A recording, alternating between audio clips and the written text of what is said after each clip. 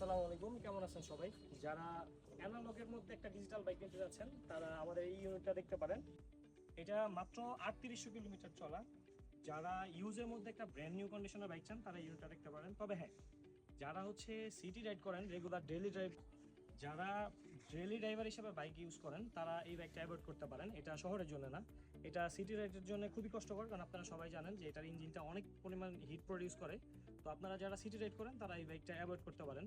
এটা একটা 356 ইঞ্জিন, কিন্তু এটাতে কোনো রকম কুলিং ব্যবস্থা না থাকার কারণে এটা প্রচুর পরিমাণে হিট প্রডিউস করে, যেটা একদম প্রায় অসহ্যনীয় বলা চলে। তো যারা হচ্ছে লং ড্রাইভ করেন রেগুলার তাদের জন্য একদম পারফেক্ট। যারা সিটি রাইড করেন তারা আমি বলবো এটা থেকে অ্যাভয়েড করার চেষ্টা করুন। আমাদের কাছে ইউজ ব্র্যান্ড নিউ সবগুলোই অ্যাভেলেবেল। এটা হচ্ছে রয়্যাল এনফিল্ড ক্লাসিক 350।